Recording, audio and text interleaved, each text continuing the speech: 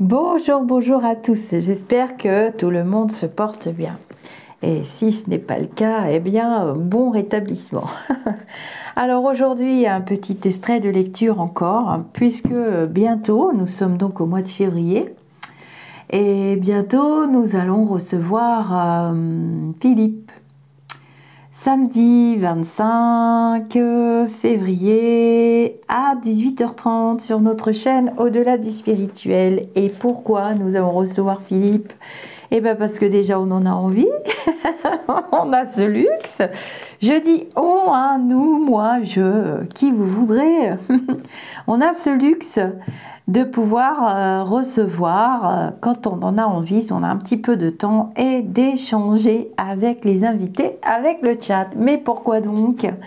Bon, vous verrez le titre à l'envers, la vidéo est à l'envers, parce qu'on ne vous demande pas d'y croire. Bon, déjà, c'est le nom de sa chaîne YouTube, un autre youtubeur qui devient notre Philippe international. Alors, je ne sais pas si je vais mettre des lunettes roses ou des lunettes bleues. Tiens, allez hop, des lunettes bleues. On se prend pas la tête. Donc Philippe, il a la chaîne, pas au-delà du spirituel, hein, ni de au-delà, on ne vous demande pas d'y croire, mais ça se pourrait quand même, parce qu'il a un parcours absolument incroyable. Ce jeune homme qui n'a que 10 jours d'écart avec moi. Attends, il a 15. Nous avons 15 jours d'écart.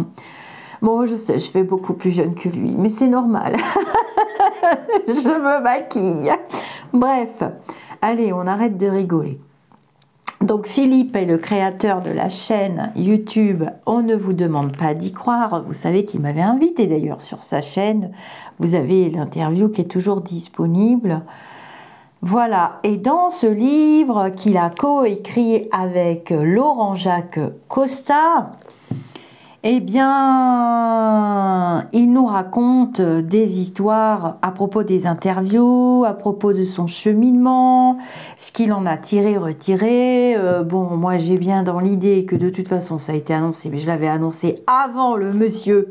J'ai bien dans l'idée qu'il y aura une suite, puisque je me suis plongée dans le livre Accords perdus.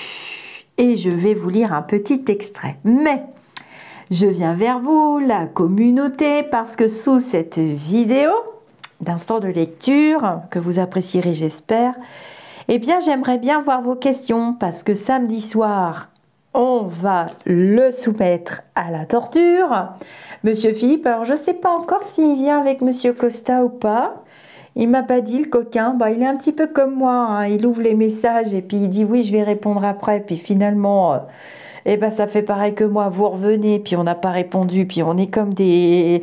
Ah bah pardon, mince, oui, je devais répondre, mais voilà, bah c'est vrai qu'on reçoit beaucoup de messages, et puis on a beaucoup d'occupations. Je sais qu'il est très occupé, c'est un...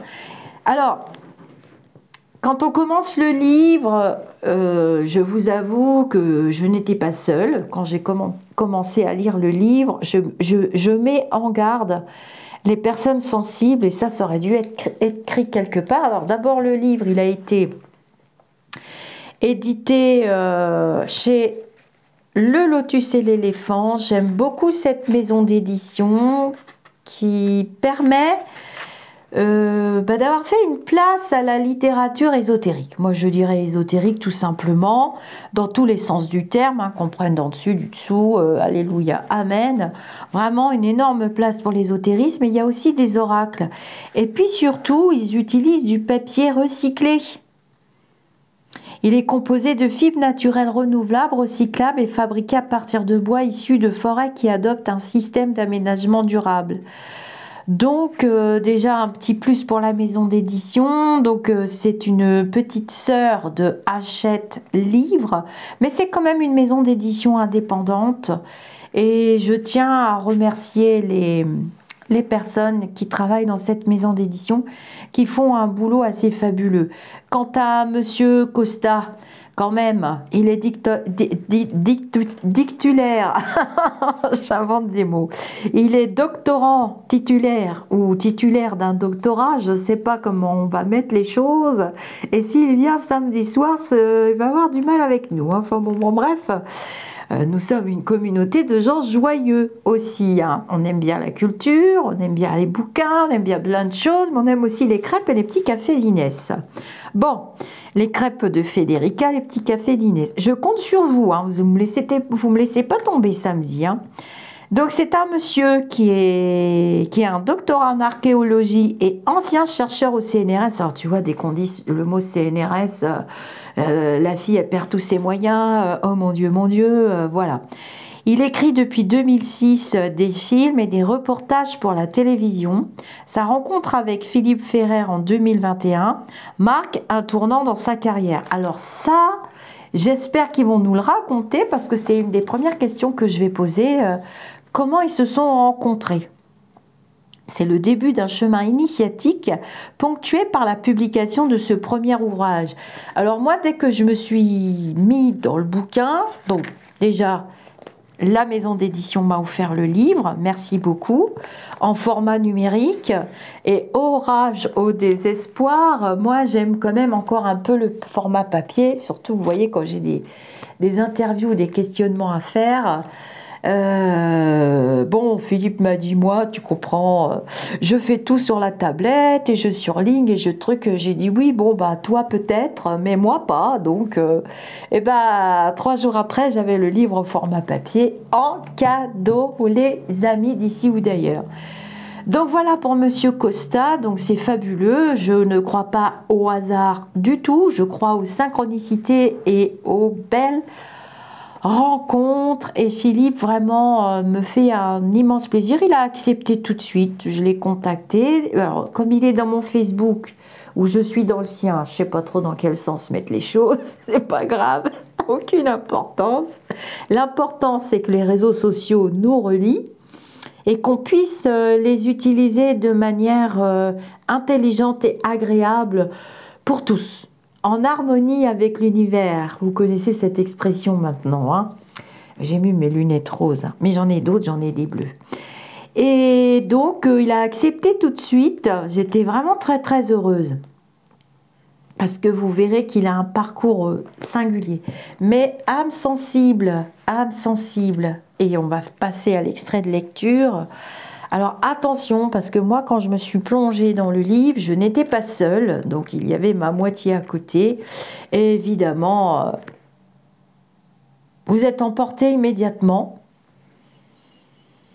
Et emporté... moi j'ai été submergée par une vague. C'était un dimanche, je m'en rappelle, parce que j'ai contacté Philippe le dimanche tout de suite. J'étais complètement... Alors, je poussais des cris, des A, des O. Mon mari me dit, qu'est-ce qui t'arrive? J'ai dit, oh mon Dieu, oh mon Dieu. Alors, quand je dis, oh mon Dieu, oh mon Dieu, oh mon Dieu, 50 fois, j'ai été obligée d'arrêter de lire, quoi. C'était... j'étais... c'est le genre de livre, vous plongez dedans, et si vous n'avez pas prévu l'après-midi derrière pour rester dans le bouquin ou pour aller bien tout de suite après... je vous assure, c'est compliqué, hein. J'étais là, ouf, c'était un dimanche. Bon, je travaillais pas, ça tombait bien. Bref. Et puis après, ça passe. Après, ça passe. Mais bon, je préfère vous le dire, hein. Dès que vous lirez les premières pages du livre, alors, je rends hommage à cette photographie. Je vais vous montrer la photographie qu'il a mis dans le livre. Voilà, à cette belle personne qui n'est pas venue dans la vie de Philippe par hasard ni dans la nôtre, c'est Marie-Paul. Alors moi, je me fais un petit plaisir perso, je l'appelle Petite Paula. Voilà, je l'appelle Petite Paula.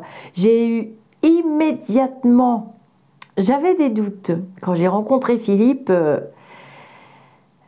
je me souviens de ma rencontre avec lui parce que c'était par téléphone. On était encore en semi-restriction, on ne savait pas trop si on allait être confiné.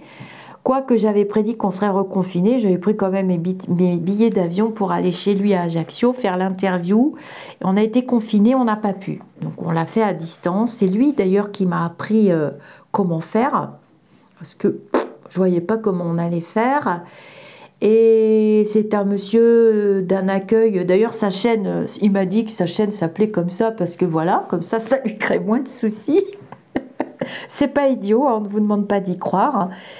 Et tout de suite, il vous met à l'aise. C'est quelqu'un d'hyper empathique, dans le non-jugement. Moi, quand je l'ai rencontré, il n'était pas encore dans la bienveillance, ni dans les vibrations, ni dans les énergies où il est aujourd'hui. Bon, on lui posera la question de comment il se sent. Et ma petite Paula, ben, j'ai connecté tout de suite, comme si elle venait me consoler de tout de suite le début du livre. Ça tape fort et dur. Je vous raconte pas parce que je veux pas spoiler l'auteur. Je vous invite à acheter ce livre immédiatement. Vous le lirez en 2 secondes et demie. Et alors, c'est passionnant parce que je me permets quand même de dire, bon, comme ça, je ne vais pas tout dire le jour de l'interview, on va le laisser parler le plus possible. Je me permets quand même de dire que je préfère carrément le livre à la chaîne. C'est bête, hein, bon, moi j'aime bien lire, mais ça me permet de relire des passages. Cependant, oh ben mince, je ne l'ai pas. Je me suis acheté un appareil, vous savez, Bluetooth là, un truc là.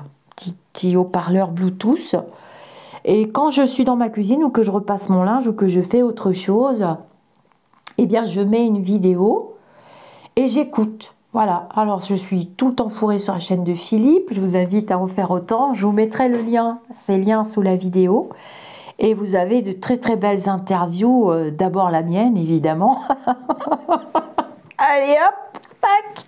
Oui, oui, Oscar va bien, il va bien mieux, hein. Il a des jours où ça ne va pas, puis là ça va très bien.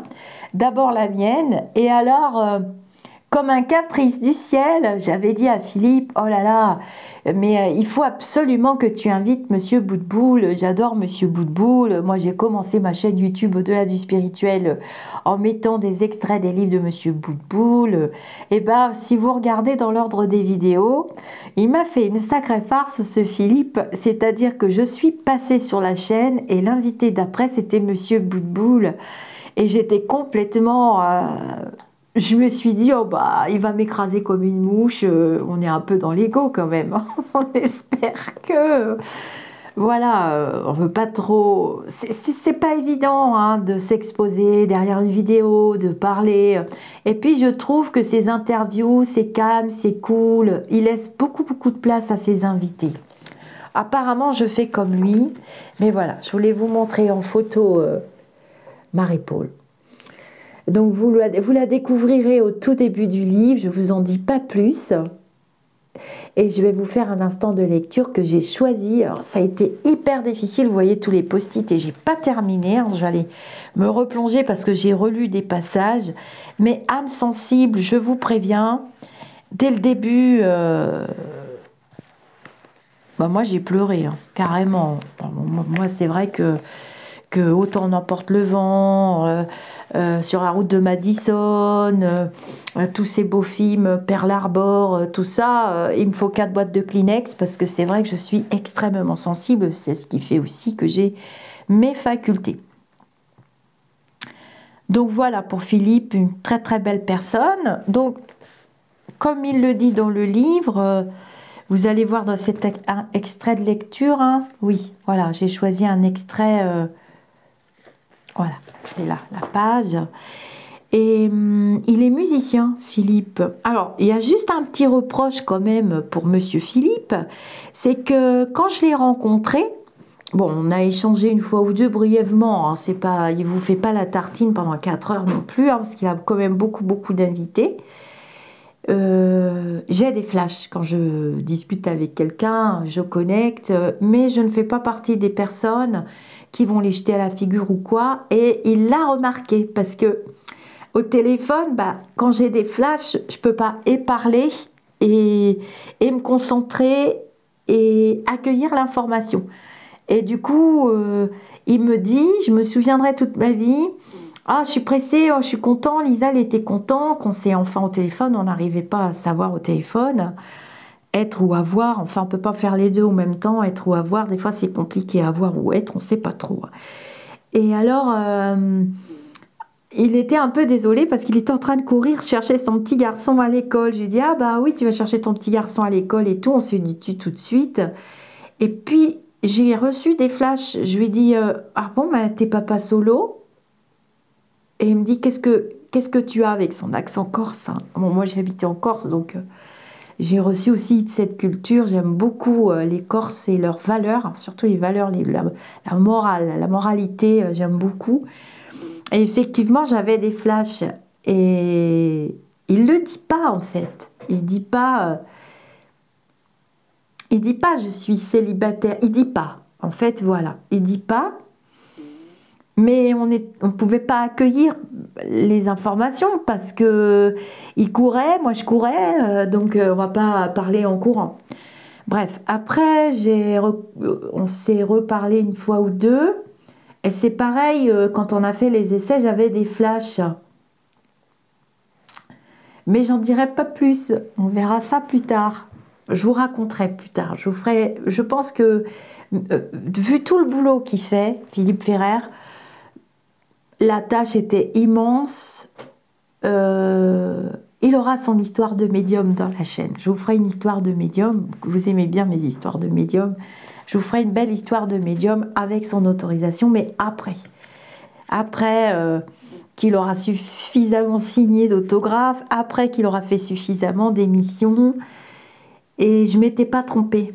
Effectivement, en lisant le livre, là où j'ai quand même quelque chose à éclaircir avec lui, et je ne m'étais pas trompée non plus, c'est que je lui dis, mais c'est bizarre, j'ai l'impression que tu es journaliste, je te vois dans un truc télévisé, comme un journal, tu n'as pas été journaliste, tu ne tiens pas un journal télé, c'est pas ton métier.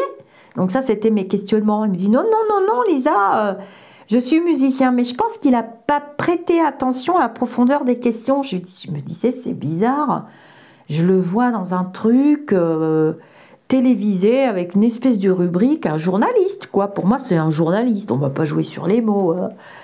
Alors lui, il a dû entendre au niveau plan terrestre, matérialité, journaliste, les études de journaliste, on fait des grandes études, tatati, tatata, puis on fait un journal télé. Mais moi, quand j'entends journaliste, c'était pas ça, c'était vraiment l'endroit, le lieu. Et je découvre qu'il a animé une rubrique sur la chaîne France Corse, je sais pas quoi, c'est marqué dans le livre, je sais plus où. Alors voilà. Il a d'abord été auteur-compositeur, ça je savais qu'il était musicien. D'ailleurs, dans l'émission que j'ai fait avec lui, quand j'ai parlé de la gratuité au niveau de ma faculté, j'ai dit que non, moi je ne voulais pas travailler gratuit, sauf quand je le fais, que j'en ai envie. Ça me regarde. Pareil quand on veut s'investir dans une association. Et il m'a dit, oui, c'est vrai, c'est comme la musique, un musicien devrait jouer gratuitement. On était plutôt d'accord sur ça. Mais il était chroniqueur musique pour France 3 Corse. Voilà. Et puis après, en 2018, l'émission s'arrête et il a créé sa chaîne YouTube en 2019. Et moi, j'ai créé la mienne fin 2019. Début 2020, c'était quand même une sacrée synchronicité grâce à la lumineuse Stéphanie, comme vous le savez. Je vous l'ai souvent raconté, cette histoire-là. Donc, j'avais bien vu qu'il était quand même chroniqueur. Moi, j'ai dit journaliste. Hein. Oui, bon, j'avais bien vu. Parce que je reçois des flashs sur les personnes et mes lumineux sont censés me protéger, pas m'envoyer vers n'importe qui. Et en fait, j'ai été sur sa chaîne parce que ce sont mes amis à l'époque, dont la sœur de Stéphanie, à qui je tiens à rendre hommage aussi aujourd'hui, qui m'a dit si Lisa, il faut que tu y ailles, il faut que tu le contactes, il n'y a pas de raison, tatati. J'ai été poussée par ma communauté du groupe Facebook à l'époque. Et c'est comme ça que ça s'est fait. Sinon, je crois bien que j'aurais même pas eu l'idée d'aller demander à Philippe. Parce qu'on ne vous demande pas d'y croire constitue un précis de spiritualité accessible à tous pour découvrir un savoir passionnant jusque-là réservé aux férus d'ésotérisme. Donc, comme je vous le disais, dès le début du livre, donc, on peut connecter avec cette gentille entité féminine dont je vous ai montré la photographie. Je vous ai dit que je vous en dirai pas plus. Pour ceux qui ont lu le livre, vous n'avez qu'à le mettre dans les commentaires, ça sera intéressant. J'ai connecté direct avec elle et c'est elle qui m'a transmis qu'il y aura un autre livre. Je l'ai dit avant Monsieur Costa dans le chat, il l'a dit Monsieur Costa, dans l'émission qu'il a fait sur la chaîne avec Philippe. Et elle m'a même donné le titre du livre et elle m'a transmis plein d'informations, mais ça c'est perso et des choses pour moi aussi, parce que les lumineux, quand ils se connectent à nous, j'ai remarqué, maintenant il y a beaucoup d'autres personnes qui le disent, ils nous envoient aussi des messages pour nous, pour notre évolution. Voilà, on en fait ce qu'on en veut. Bon, en général, ils ne mentent pas, hein, pas des lumineux de ce niveau-là. Alors, on y va pour notre petit extrait. Et donc, c'est samedi soir à 18h30 que je recevrai Philippe Ferrer sur notre chaîne Au-delà du spirituel. Et donc, mes amis d'ici ou d'ailleurs, sous cette capsule vidéo, j'aimerais que vous me posiez vos questions pour lui. Comme ça, on aura un petit temps d'avance parce que moi, je vais me faire ma feuille, mon petit pense-bête. Comme ça, on ne part pas dans tous les sens parce que ça peut m'arriver des fois. Donc, ce que j'ai aimé aussi, et ça, je tiens vraiment à le remercier, c'est qu'à la fin du livre, bon, il a fait d'autres vidéos depuis la publication du livre, il y a les remerciements, et ça, je sais que vous allez aimer, hein. Vous allez être content parce que, et dans les remerciements qu'il a mis, ça c'est vraiment, vraiment très gentil. J'ai été scotchée, j'ai remis mon pense-bête pour ne pas perdre ma place. À la fin du livre, dans les remerciements, il a mis les noms et prénoms de toutes les personnes qu'il a interviewées, près de 180 personnes au moment de l'édition de ce livre, d'autant que ce n'était pas du tout le but d'écrire un livre, hein. Il nous a juste raconté son histoire, son cheminement personnel, et il n'est pas terminé, puisqu'il est encore sur son plan de vie terrestre, Philippe, et il a encore beaucoup de choses à accomplir. Et les choix sont vraiment compliqués pour lui. Alors ça, on le découvrira samedi pendant l'émission. Je me garde le petit bonbon, le petit chocolat, la petite poire pour la soif pour samedi soir. Parce que je vais parler de quelque chose avec Philippe et j'y tiens beaucoup. Vous verrez, c'est rigolo. Comme tout, parce que je me demandais, je me disais mais comment il fait ça, ou comment il fait ci, ou comment il arrive à faire ça, et qu'est-ce qui... Eh ben oui, c'est expliqué dans le livre, hein. Il ment pas, il dit la vérité, c'est vraiment un livre d'âme à âme. En plus, il coûte pas très cher, hein. 19,95 €, faut pas déconner, hein, vu la teneur vibratoire et la mine d'informations du bouquin. Moi, j'espère que il y en aura 10. Voilà. Mais il aurait dû marquer tome 1 ou 0, parce que je ne sais pas comment on va se rappeler après. Il y en aura, hein. Ça va être du Balzac, ça va être de Alan Kardec. Voilà. Moi, Philippe, maintenant, c'est mon Alan Kardec contemporain. Mais revisité. Donc, très contemporain, facile d'accès et on comprend tout. Et puis, ce qu'il y a dedans, ça fait partie des initiations que j'ai reçues. Donc, je sais que c'est vrai. On ne peut pas balader les gens comme ça. Mais, je vous le rappelle, on ne vous demande pas d'y croire. Donc, il a remercié du fond du cœur tous ceux qui ont fait l'effort de bien vouloir s'exprimer sur ma chaîne YouTube. On ne vous demande pas d'y croire. Depuis ses débuts, c'était le 1er février 2019. Vous vous rendez compte la synchronicité? Et là, il sort le livre, pareil, février 2019. Je crois qu'il l'a sorti le 1er février. Le livre devait sortir fin janvier. Donc, moi, je l'avais reçu avant tout le monde, le bouquin. Et en fait, il y a eu des retards et il est sorti pile poil. Bon, je lui réserve une surprise. Vous la connaissez parce que quand on a fixé la date de l'interview, donc le 25 février, lui, il ne sait pas. Parce que j'ai dit « Oh mince !» Et puis de son côté, il me dit « Oh mince !» Sauf que lui, il ne sait pas quelle synchronicité c'est. Mais bon, vous le savez. Chut, on ne dit rien. Et donc, il a mis tous les noms, les prénoms des personnes. Et qu'est-ce qu'il y a marqué d'ici que j'ai souligné? Allez, allez, Oscar. Eh bien, il y a moi, Lisa Arcamella. Et s'il y a moi, eh bien, il y a nous. Voilà, c'est tout. Il y a nous. C'est vrai que j'aurais dû lui dire au-delà du spirituel. Enfin, bon, ça aurait fait beaucoup. Il ne peut pas marquer... il peut pas marquer tous les noms. Puis il y a des noms de personnes que j'aime bien, que je connais aussi personnellement. Hein.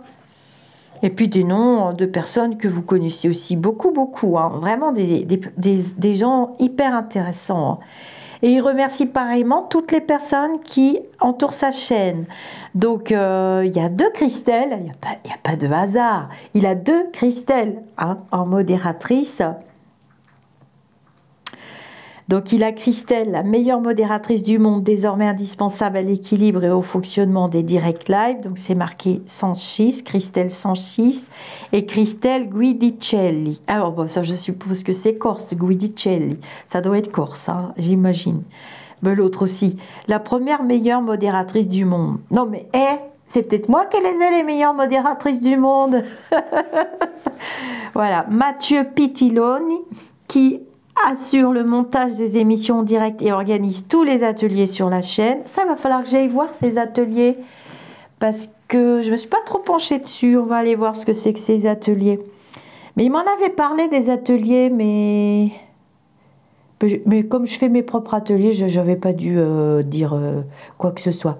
Ainsi que Mathis Angeli, qui remplace parfois pendant certains directs. C'est en regardant les émissions de Stéphane Alix, Lilou Massé, Yann, Eric, Didier Santiago, que j'ai imaginé la manière dont j'allais conduire mes interviews. Merci à eux de m'avoir si bien inspiré. Merci aussi à ceux qui ont relu cet ouvrage. Ah, c'est marrant parce que je lui ai dit qu'il y avait des petites coquilles dans le livre. Hein. Il a marqué le mot relu.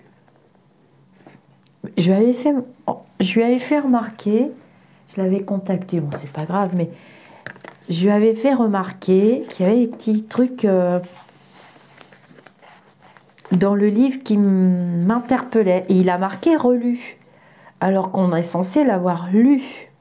Ou qui ont relu cet ouvrage, oui, qu'on refait la relecture de l'ouvrage. Mais moi, je ne le prends pas comme ça, parce que je pense que ça, c'est un livre qu'il faut lire plusieurs fois. C'est le genre de livre qu'on pose et on y revient, parce que moi, c'est ce que j'ai fait. J'ai relu des passages, y apportant ainsi un peu de lumière. Cyril Claus, Laure Philippi, Michel Weber.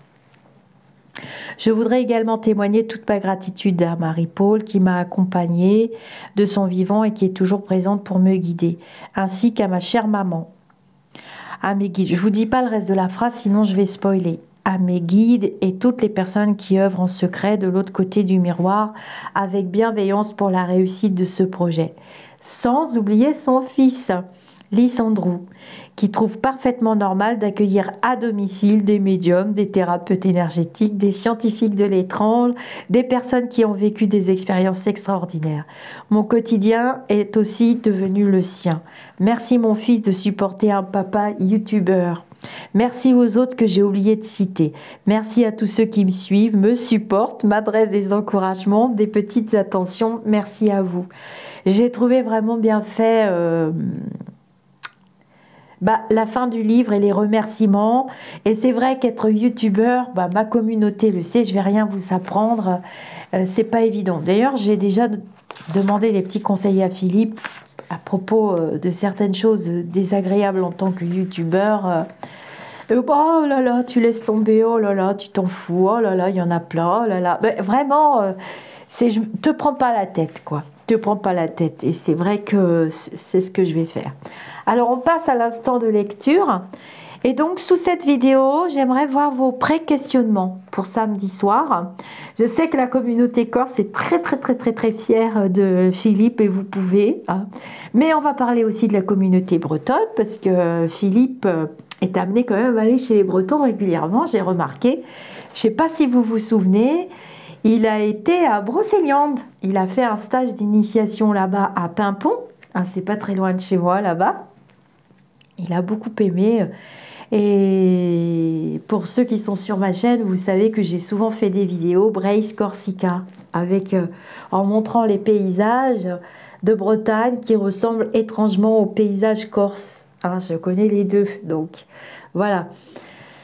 Et s'il n'y avait pas le climat, ben c'est vrai qu'on s'y perd. On s'y retrouve ou bien on s'y perd, c'est selon. C'est parti pour la lecture. En tout cas, merci beaucoup Philippe d'avoir redonné une partie de leur place au monde des subtils. Je les appelle comme ça, le monde des lumineux. Et même de leur avoir fait une très très grande place parce que tous ces mondes subtils et lumineux sont un peu écrasés par la matérialité, le mental et l'ego des humains. Hein, alors qu'à la base, nous sommes quand même tous des mammifères. Mais nous sommes des sacrés mammifères et vraiment très compliqués. Alors, que nous dit-il dans son livre ? Je réalisais alors que la création de cette chaîne participait aussi d'une certaine thérapie. Me concernant.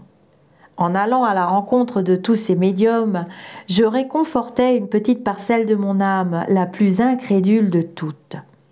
Surtout, j'allais au contact direct de l'information, à la source, ne me contentant pas de simple lecture. Non, j'enquêtais. Et il me fallait me confronter à tous ces médiums pour mettre leur dire à l'épreuve, car c'est en conversant que l'on éprouve le mieux la sincérité des cœurs. Comme pour beaucoup de gens, le confinement fut également une période d'intense lecture. On avait tous tant de temps à tuer. Et je peux vous confier que parmi tous les livres qui m'ont à cette époque marqué et même bouleversé, celui d'Aline Peugeot tient, sans nul doute, le haut du panier. Peut-être parce qu'il parle de résilience et fait ainsi écho à mon propre chagrin. Plus sûrement parce qu'il témoigne de toute la puissance du cœur face aux pires moments de l'existence. Oui, son livre est émouvant, car les situations les plus improbables, les plus dures, s'enchaînent au fil des pages de manière implacable. Comme si son auteur avait été maudit une bonne partie de sa vie et ne devait sa survie qu'à une force incroyable, presque surhumaine. Et pourtant, cette belle femme, au regard bleu intense et aux commissures des paupières rayeuses, ne semblait pas être un extraterrestre. Non, devant l'écran, elle exprimait une telle sérénité que j'en étais troublée. Et je me demandais comment la souffrance pouvait-elle habiller les traits d'autant de bonté. Cette interview est à jamais gravée dans ma mémoire. Elle ne contient pourtant pas de révélations extraordinaires sur l'au-delà ou la médiumnité. Elle parle de nous, de ce que l'on possède bien enfoui à l'intérieur et de la manière dont on peut s'en servir pour embraser sa vie d'amour et de lumière. Cette interview fut un moment magique, un instant de bonheur inoubliable. Comme précédemment, Dominique Vallée joua l'entremetteuse, mais il n'y eut pas de quiproquo cette fois-ci, Aline manifestant d'emblée un réel enthousiasme pour l'invitation. Et je me retrouvais donc, quelques jours plus tard, particulièrement intimidée, je dois l'avouer, assis face à cette grande et belle âme au regard pénétrant, aussi opiniâtre que bienveillant. Pour comprendre ce que je ressentais alors, il me faut vous livrer un rapide résumé de ce que fut la vie d'Aline Peugeot. Enfant de la DDASS, abandonnée à l'âge de 2 ans par une mère instable et alcoolique, adoptée à l'âge de 5 ans par une des grandes familles de la bourgeoisie française, héritière d'Henri Peugeot, Aline a grandi déracinée et sans amour, animée d'une haine ravageuse qui lui fera successivement côtoyer l'alcoolisme, l'errance, la prostitution, la poussant souvent dans les bras d'une violence autodestructrice. Aline pensera ainsi plusieurs fois au suicide avant de ressusciter intérieurement à l'aube de ses 50 ans, redécouvrant en elle des facultés médiumniques qu'enfant elle avait enfouies au plus profond de son âme. Touchée par la grâce, Aline sut laisser tomber la cuirasse du grenier amer qui l'habitait pour épouser la plénitude du sage. C'est cette transformation que relate son livre. 50 années de combat, de chute et de souffrance. Et à la fin, une merveilleuse renaissance pleine d'amour et de compassion pour elle-même et pour les autres. J'avais hâte de m'entretenir avec Aline, de lui demander ce qu'elle pensait de la destinée, du libre arbitre, de la résilience.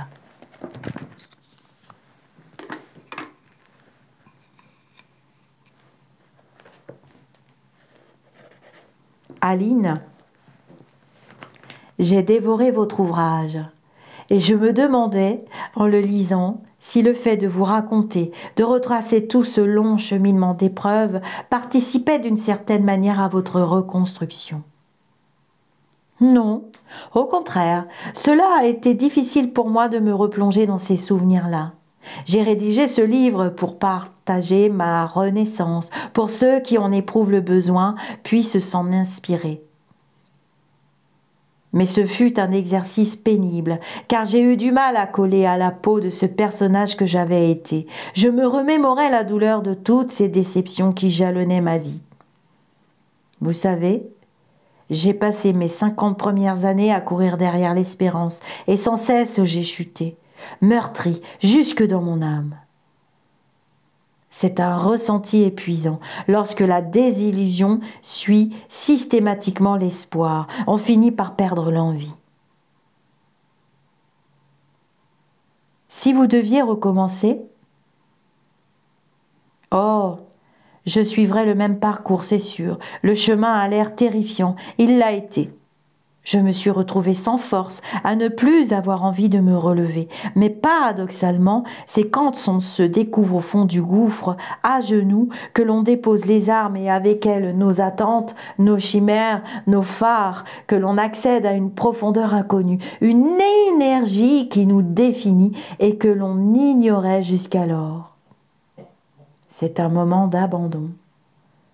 On ne cherche plus à combler nos manques, mais simplement à se regarder pour comprendre.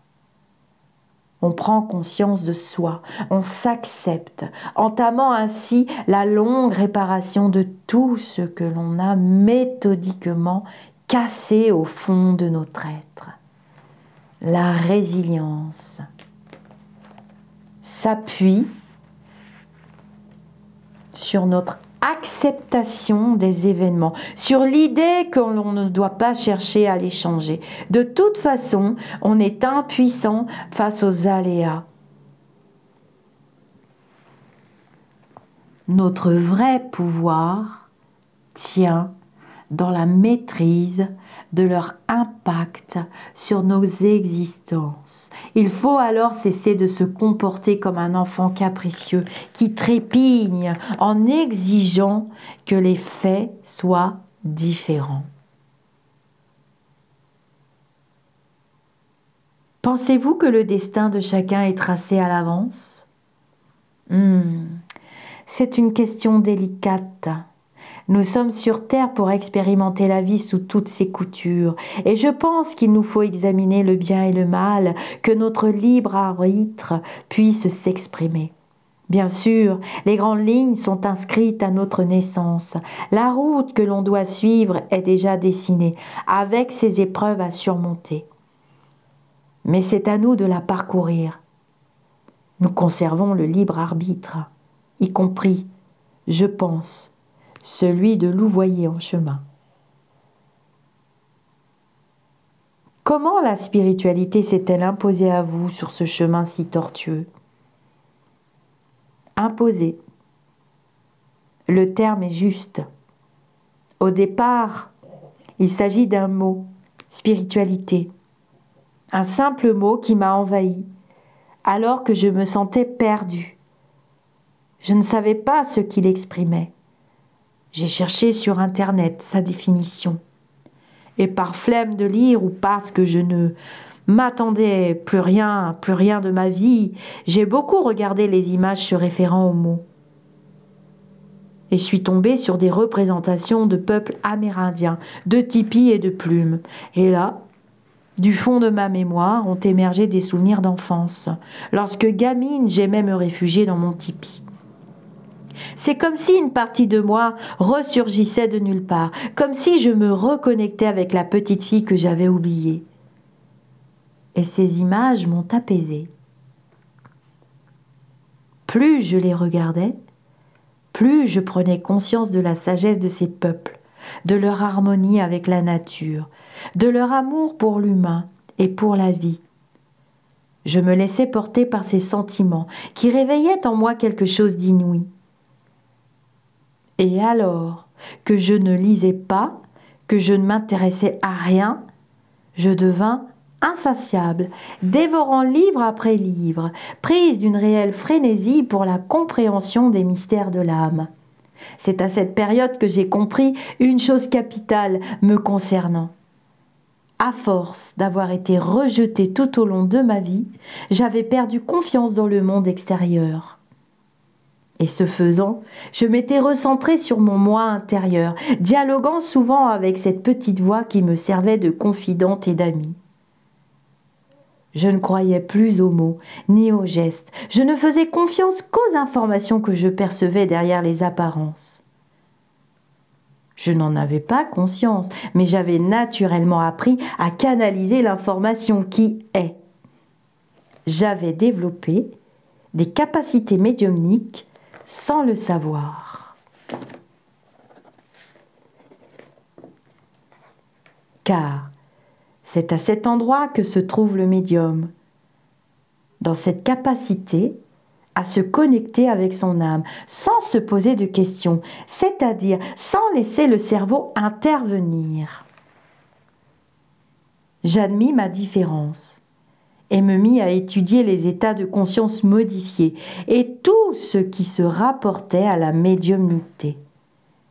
Il me fallait apprendre à maîtriser cette faculté spéciale, à discerner cette petite sensation à peine perceptible qui vous met en phase avec la vérité des choses.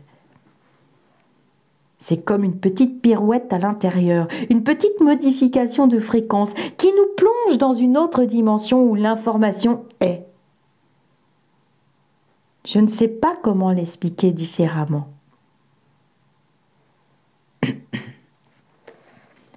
Aviez-vous des prémices de cette médiumnité quand vous étiez plus jeune? Beaucoup, oui. Je remarquais des choses que les autres ne voyaient pas. Je connaissais intuitivement des informations sur certaines personnes de mon entourage, mais en grandissant, j'ai rejeté tout cela. C'était toujours présent, mais je n'écoutais pas. Je préférais l'expérimentation et surtout mon esprit rebelle me poussait à choisir les solutions les plus ardues, les moins sages. J'ai grandi comme ça. Mais je dois vous dire que souffrir n'est pas utile en soi. Notre entêtement à rechercher à l'extérieur nos besoins fait souffrir, alors que les solutions à nos manques se trouvent à l'intérieur de nous. C'est cette gymnastique qui est utile en réalité. Il faut apprendre à observer et à décortiquer nos habitudes, nos passions, nos choix, pour identifier la cause de nos embarras, tous ces traumatismes qui sont souvent le fait des autres, l'attente de nos parents ou de nos proches, la somme de nos conditionnements. Et puis, il faut aussi apprendre à ressentir la justesse d'une information. Vous savez, quand la vibration est agréable, l'information est juste. Lorsque cela sonne faux, quel que soit l'emballage, l'information est erronée. Et tout le monde peut ressentir cela en toutes circonstances. Les animaux le peuvent sans doute plus naturellement. Ils perçoivent le danger avant de le voir. Mais l'humain n'est pas dépourvu d'instinct. Or, l'instinct ne ment pas. Il s'adapte à chaque instant, ne décrète rien, ne blâme rien. Il sent seulement ce qui est. C'est en cela que réside l'éveil, que tant de gens recherchent. C'est un état de conscience. C'est un chemin qu'on le parcourt seul, lui demande Philippe. Aline lui répond, oui, le travail n'est possible que seul, face à soi. Il faut en avoir envie et oser à la rencontre de soi. Lorsque l'on admet être responsable de ce qui nous arrive, on réalise qu'on est la seule personne qui peut réparer les dégâts. Aucune autre parole ne peut véritablement opérer en vous ce miracle si vous ne vous l'appropriez pas. C'est à vous qu'il appartient de défaire vos liens. Philippe lui demande, « Vous étiez tout de même aidé par l'au-delà, non ?» Aline répond, « Oui, je me suis sentie en permanence accompagnée, aimée, soutenue, encouragée, même durant mes moments de doute. J'ai plusieurs fois demandé des preuves, vous savez, des véritables gages d'authenticité. Je m'adressais au ciel en m'écriant, « C'est bien gentil tout ça, mais moi il m'en faut plus, je suis incarnée, je suis humaine. » Et nous, sur Terre, on a besoin de choses concrètes. On ne peut croire que ce que l'on voit. Alors, j'exigeais, je faisais ma capricieuse, je menaçais de tout lâcher. J'allais ainsi jusqu'à la provocation parce que j'étais encore dans la douleur. Eh bien, croyez-moi, avec gentillesse, ils m'ont offert ce que je demandais. Les fameuses confirmations. Oui, à plusieurs reprises. Je vous assure, je ne suis pas perchée. Je ne suis pas schizophrène, j'ai eu mes preuves. Un jour, j'ai même osé réclamer avoir un ange gardien. Je leur ai dit, puisque cela existe, je veux en voir un. J'imaginais un beau gars, torse nu, avec de grandes ailes. Papa. 3 jours passèrent. Et un matin, très tôt, je suis réveillée par un chérubin qui m'observait au pied de mon lit. Il était bien réel, presque fait de chair et d'os. Je me frotte les yeux, stupéfaite, me pince pour être sûre de ne pas rêver. Mais non, il était bien là, au bout de mon lit. Je me redresse. Pouf, il disparaît. Je peux vous assurer que la vision m'a grandement perturbée. Le ciel m'avait envoyé un symbole censé me correspondre. Moi qui jadis avais collectionné des petits chérubins en porcelaine. Ce matin-là, je déposais définitivement les armes, promettant de ne plus importuner l'au-delà. Philippe lui demande alors, « Depuis, vous avez développé vos capacités médiumniques.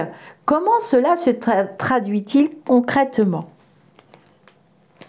L'information surgit dans ma tête, comme par télépathie. Les mots apparaissent au fur et à mesure que je parle ou que j'écris, de manière presque simultanée.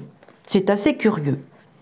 Il m'arrive aussi de voir des entités plutôt nébuleuses, épousant une silhouette humaine. Et à mes pieds, j'aperçois parfois des ombres noires, en boule, qui passent furtivement. Avec l'expérience, j'ai acquis la certitude qu'il s'agit d'égrégores formés par les mauvaises pensées des gens, la jalousie ou la haine, car, à la différence des défunts, ces boules noires ne renferment pas d'identité spécifique, ce ne sont que des sensations sans âme.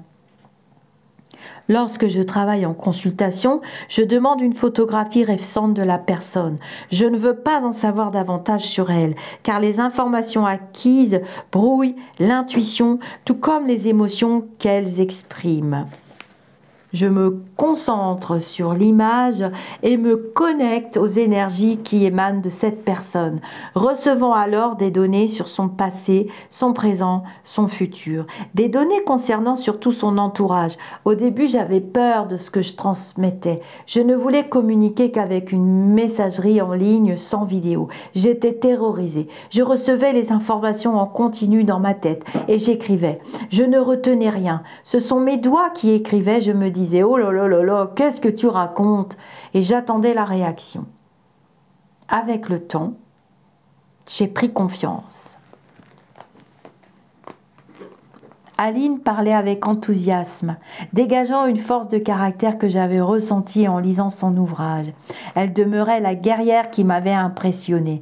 Même si elle apparaissait aujourd'hui apaisée et sereine, je ne pouvais alors m'empêcher de m'interroger sur le pourquoi des épreuves que chacun de nous rencontre sur son parcours. S'agissait-il réellement d'un chemin tracé à l'avance? Avait-elle été enfant de la DAS pour expérimenter le manque d'affection? Marie-Paul était-elle réellement partie pour me pousser vers la spiritualité? Je n'avais pas de réponse, évidemment. En revanche, je trouvais dans le récit d'Aline des points qui faisaient écho à ma propre histoire, la manière dont les événements nous avaient à tous deux imposé subrepticement la voie de la spiritualité. Bien sûr, chez Aline, le travail avait été intime. L'instant déclencheur s'était matérialisé par un mot qui a résonné dans sa tête, l'obligeant à s'interroger sur la spiritualité. Alors que chez moi, ce sont les rencontres qui m'ont poussé à me questionner. Mais il y eut ensuite toutes ces synchronicités, ces petites aides discrètes mais indiscutables, puis ces preuves irréfutables, presque sur demande. Elle avait vu un chérubin, ce n'est pas rien. Moi, j'avais eu ces messages de Marie-Paul, tout aussi sensationnels dans leur authenticité. Ce n'était pas dû au hasard. Rien ne semblait d'ailleurs s'apparenter à de la simple coïncidence. Je demandai à Aline si elle avait un dernier message à transmettre avec ardeur. Elle répondit. J'espère avoir été suffisamment explicite ce soir pour que tout un chacun puisse comprendre que le bonheur réside en chacun de nous. Il ne faut pas se laisser manipuler par autrui, ni épouser la docilité. Notre perception des choses est légitime. N'espérons pas une quelconque validation extérieure. Nul n'en a réellement besoin. Apprenons à écouter notre voix intérieure. Elle sait ce qui est bon pour nous. Elle connaît notre chemin. Ce dont notre âme a besoin, c'est le plus important. Incroyable, n'est-ce pas? Cette souffrance endurée qui mène à l'apaisement, à la sagesse, à une véritable libération. Cela me touche profondément, me fait réfléchir sur ma propre expérience. Vous savez, perdre un être cher est une terrible épreuve, surtout lorsque vous n'êtes absolument pas préparé à vivre un tel chagrin. Avec le recul, j'ai le sentiment que seules deux attitudes m'étaient possibles. Me noyer dans mes larmes ou redresser la tête hors de l'eau. Je ne conçois pas d'entre-deux, et donc, quoi qu'on en dise, le chemin est avant tout intérieur. Il faut accepter les choses, ne pas se bloquer. La colère est compréhensible, elle aide à évacuer la douleur, mais elle n'est pas constructible. La résignation non plus, car elle éteint la joie. Mon Dieu, comme c'est dur d'accepter. J'ai eu beaucoup de chance en réalité, parce que tous ces gens qui sont venus à moi m'ont soutenu de la meilleure des manières. Rendez-vous compte, j'ai pu dialoguer avec Marie-Paul quelques jours après son départ. Quel merveilleux cadeau! Le deuil est bien plus facile dans ces conditions, et de prendre alors conscience que ma chaîne YouTube participe aussi de cette même démarche, rendre aux autres ce magnifique présent que la vie m'a octroyé. Oui, aider les autres à faire leur deuil, quelle belle et noble offrande.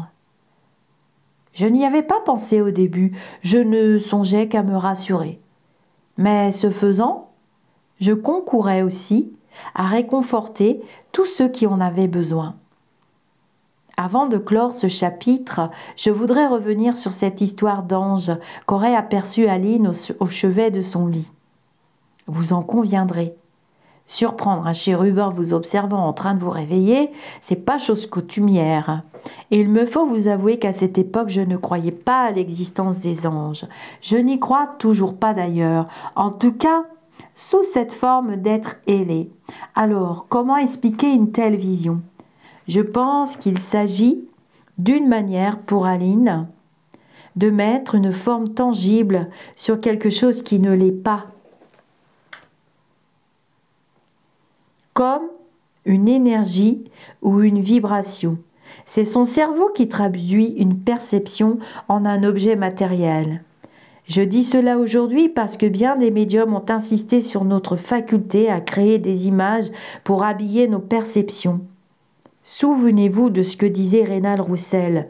Le cerveau interprète les ressentis, les traduit en des caractères compréhensibles. Mais cela ne signifie pas qu'il n'y avait rien au pied du lit d'Aline. Non, certainement pas.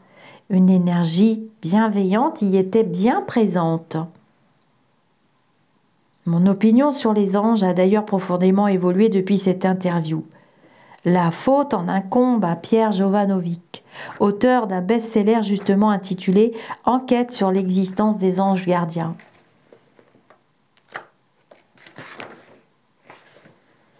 Pierre n'est pas médium, mais il lui est arrivé une bien surprenante aventure qui l'a décidé à mener son enquête sur ces coups de pouce du ciel qui parfois sauvent des vies. Oui, Pierre doit la vie à un phénomène des plus étranges, un véritable miracle. Cela se passait à la fin des années 80. Pierre, jeune journaliste, regagnant San Francisco à bord d'une voiture conduite par une collègue, soudain, le temps se figea. Les voitures, les camions, tout le paysage. Seul un petit objet brillant fonçait en direction du pare-brise face à Pierre. Il le vit grossir, puis traverser le pare-brise, alors que dans un ultime réflexe, il se couchait vers la conductrice, évitant ainsi de justesse le projectile qui termina sa course dans l'appui-tête. La voiture stoppa, le pare-brise entièrement fissuré en étoiles. Pierre en sortit éberlué. Dans sa tête, les événements se bousculaient. Que s'était-il passé ? Il le saura quelque temps plus tard, lorsque la police extraira une balle de cet appui-tête. Un vrai miracle lui avait sauvé la vie. Comment qualifier ce temps qui soudain ralentit jusqu'à offrir la possibilité d'éviter une balle qui vient de face ? Pierre en est persuadé. Il a bénéficié ce jour-là d'une aide surnaturelle. Il faut alors que je vous raconte une anecdote plutôt insolite. Une petite aventure survenue la veille de l'interview avec Pierre. Ah oui, alors j'aime bien ce petit passage. je me le suis relu 2 fois. Oh, je me suis dit, mais... Ah là là, c'est pas possible. Sacré Philippe. Alors, du coup, je vais vous lire le petit passage, comme ça on va terminer le chapitre. Allez, c'est parti pour la petite anecdote. Je faisais alors un petit footing autour de la place Millau à Ajaccio, le casque sur les oreilles en train d'écouter une version audio de ce fameux livre sur les anges gardiens, afin de préparer l'entretien à venir. Et je me disais que ces histoires d'anges étaient vraiment très étranges, pour ne pas dire incroyables. Le doute était d'autant plus légitime que ces créatures surnaturelles semblaient intervenir de manière très aléatoire, sauvant quelques-uns, laissant tous les autres trépasser. Bref, j'étais toujours sceptique quant à la réalité de telles interventions divines. Soudain, une voiture entreprend de traverser le terre-plein de la place qui sert habituellement de terrain de boule. Je me vois contraint d'arrêter ma course et de laisser passer le véhicule tout en maugréant contre l'intrusion de cet engin dans un lieu dédié aux joggeurs et aux boulistes. Mais au moment de reprendre ma foulée, voilà que je trébuche, mon pied s'étant empêtré dans un câble qui saillait du sol juste à cet endroit, et de réaliser que sans l'étrange comportement de ce véhicule, je n'aurais pas ralenti ma course et aurais eu droit à un mémorable vol plané. Qui sait, mon ange gardien m'a peut-être adressé un signe ce jour-là. Alors j'aime bien cette petite anecdote, j'avoue que du coup, s'il n'avait pas eu cette voiture qui avait traversé le terre-plein, à mon avis, il serait pris les pieds dans le câble et à mon avis, il se serait quand même fracassé notre Philippe un petit peu beaucoup. Bon alors voilà, j'avais mis mes petits post-it. Alors, concernant l'histoire l'extrait de ce livre que je viens de vous lire à propos de Madame Aline Peugeot, ben, vous me connaissez dans la communauté, vous savez comment je fonctionne. Mais moi aussi, je travaille sur photo. Je demande des photographies avant les consultations. Il ne faut pas trop écouter tout ce qu'on vous dit. Il n'y a pas de dogme dans la spiritualité. On travaille tous avec des outils différents. L'important, c'est les messages qu'on va recevoir. L'important, c'est comment vous allez les accueillir. Vous voyez, comme elle le dit très très bien, comme c'est très très bien écrit dans le livre aussi, on travaille, nous sommes venus... nous ne sommes pas nés pour souffrir sur ce plan terrestre. Nous sommes nés ici, nous avons choisi de nous réincarner, de nous incarner pour apprendre et évoluer. Vous voyez? Et c'est ce elle explique vraiment très très bien. On est libre ou pas de venir sur le chemin spirituel. On a notre libre arbitre et ça, personne ne peut le faire à notre place. C'est un travail vraiment, vraiment, vraiment, vraiment personnel. Et je sais que, vous voyez, quand elle parle de ce qu'elle a découvert, quand elle a tapé le mot spiritualité, bah, vous trouverez du tout et du grand n'importe quoi. Et puis des gens qui vous vendent des formations à des 1000 et des 100. Voilà, alors que c'est un travail qui est simple puisque c'est comme de se nourrir avec son corps terrestre, c'est la même chose. On doit faire attention à ce qu'on met dans notre estomac spirituel, on doit faire attention à ce qu'on entend, à ce qu'on écoute, on doit se fier à nos ressentis, comme elle explique très très bien. Moi j'aime beaucoup ce passage, c'est pour ça que j'aime ce livre, parce que c'est très simple au fond. Les personnes qu'il a reçues, qu'il a choisies, ils ne pouvaient pas tous nous mettre, c'est pas possible, ça ferait la comédie humaine, Balzac, il y aurait 30, je ne sais plus combien qu'il a fait de volumes, il a fait l'encyclopédie, la comédie humaine, enfin bon bref, ça viendra, ça viendra. Il a un long espace-temps de vie, notre Philippe, j'espère. Mais c'est vrai que moi, ça m'a parlé directement. Et puis par rapport à tout ce que je vous explique, par rapport à tout ce qu'on voit aussi d'intelligent et de constructif, à droite à gauche, des livres, des vidéos, et bien voilà. Je vous invite à découvrir la chaîne de Philippe. Donc c'est On ne vous demande pas d'y croire. Souvent, vous pensez vidéo, j'ai remarqué, vous pensez vidéo, et vous pensez pas casque audio. On n'est pas obligé de les regarder les vidéos parce que du coup quand vous pensez vidéo, vous pensez ah là là, faut que je m'assoie, que je reste là, que je sois clouée. Mais non, je vous dis, moi je me suis acheté un truc là, puis j'ai mon casque, là, j'ai mes petits écouteurs. Et c'est vrai que quand je repasse le linge ou quand je fais autre chose, du jardinage aussi des fois, ou d'autres activités, j'écoute des émissions. On peut très bien écouter. Si on a divers sens, on a quand même 6 ou 7 sens, hein, peut-être 7, 6 à mon avis. Sûr et certain, 7 pour ceux qui veulent essayer de se hisser vers le haut, le plus haut possible. Eh bien, on peut écouter tout simplement, même s'allonger, s'accorder du temps pour soi. Un livre, un beau livre, voilà. Très intéressant, c'est s'offrir du temps. Le temps, c'est ce qu'on a de plus précieux. Le temps qu'on offre aux autres, le temps qu'on s'offre à soi-même. Souvent, j'entends « Ah oui, mais moi, j'ai pas le temps. Ah oui, mais moi, je peux pas. » Mais personne va le faire à ta place, tu vois. Je vais te lire des extraits du livre, mais à moins qu'on me demande de le mettre en format audio, pourquoi pas, pourquoi pas, pourquoi pas. C'est agréable de lire des choses nourrissantes. C'est nourrissant. L'énergie vibratoire, elle est là. Donc, les gens qui passeront sous cette vidéo, dans les commentaires qui sont libres sur ma chaîne, au-delà du spirituel, ne vous trompez pas d'adresse, il y a beaucoup de au-delà de ci, de là, bref, il n'y a que moi et mes modératrices, évidemment, mes gentilles petites modératrices adorables. Eh bien, vous pouvez mettre vos questions, vos pré-questions, et je vais sélectionner, je vais les taper à l'ordinateur et je vais me faire ma petite liste parce que j'ai envie vraiment de pouvoir lui poser le plus de questions possible. Et c'est vrai que je ne sais pas si vous serez nombreux sur le chat ou pas, donc il y aura un chat ouvert à tous.